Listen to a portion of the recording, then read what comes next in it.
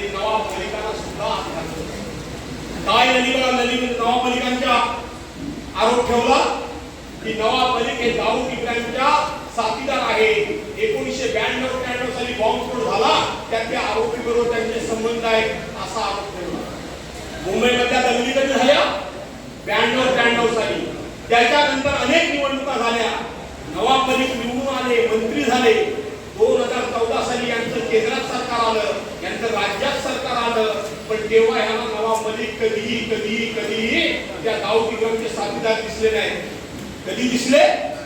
नवाब मलिकाने एक मुलाखत दिली होती की दिवाळी होऊन जाऊ द्या आणि या दिवाळीनंतर मी एक ॲटम बॉम्ब फोडणार आहे. आठवतं काय बघा? मग यांना कळून चुकलं, हा ॲटम बॉम्ब दुसरा तिसरा कुठे नव्हे, आपल्या धुनाखाली फोडणार आहे.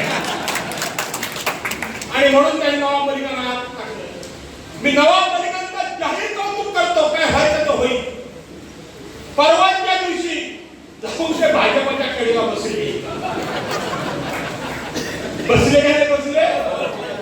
काय म्हणत होते एकनाथ शिंदे? आम्ही या बॉम्बस्फोटाच्या आरोपीच्या बाजूला नाही बसू शकत.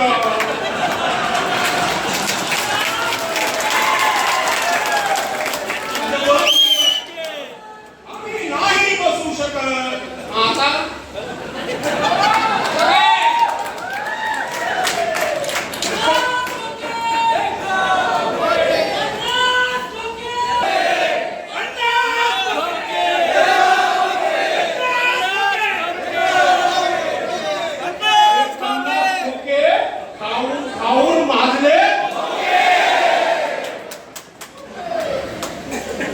आणि म्हणून राज्याचे मुख्यमंत्री उद्धव साहेबांना सांगत होते की बॉम्बस्फोटाच्या आरोपीच्या बाजूला जाऊन आम्ही बसू शकत नाही.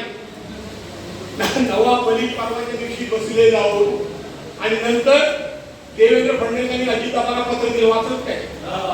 आता अजितदादांनी देवेंद्र फडणवीस लांब लांब बसतात काय हो?